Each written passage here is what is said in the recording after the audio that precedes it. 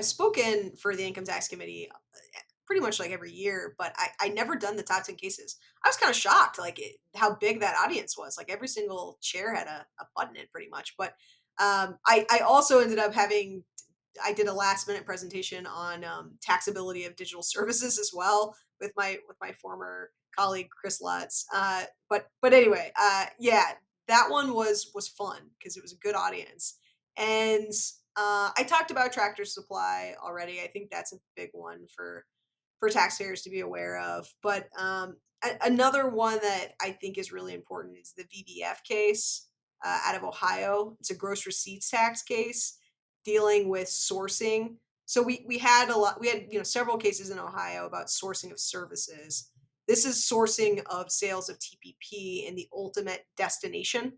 Because you may remember, I think it was like 2018, maybe we had the Greenscapes decision, which the court ruled, I think it was the Ohio Supreme Court ruled that you have to look at the ultimate destination of the goods and where do they end up. And it was sort of surprising for some taxpayers because like if you have all indicia of ownership changing in another state, like we had a case where supplier of food goods located in New Mexico, they ship it to Ohio because there's distribution centers there, but then ultimately it ends up outside the state. And we could show that, and in our case, a lot of these customers were picking them up in their own trucks in New Mexico, taking ownership, taking control, taking liability. And yes, they do take them to Ohio, but really all indicia of ownership was transferring in New Mexico.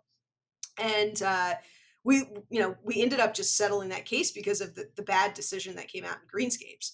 So fast forward VDF, this case that came out last year, it was a taxpayer win because instead of Greenscapes, where of course the ultimate destination is what the statute says, the state was really trying to have their cake and eat it too, because for VVF, again, I think I think they sell food, but they were located in Kansas. They would ship it to a distribution center in Ohio and then store it there for some period of time, and then ultimately would ship it outside the state to their customers.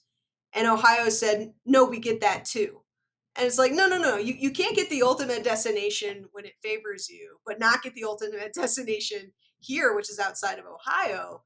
And ultimately, this came down to could they show with their books and records that these shipments actually end up outside the state.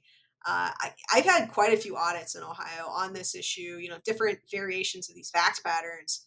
But that, I think it's an important takeaway for folks that may not assume, you may assume that if the customer's picking it up and they're taking it, outside of Ohio, that it's not going to be an Ohio sale, but it is for cap purposes if that's where it lands. And you can't prove, that's the important part. You have to be able to prove where it ends up ultimately.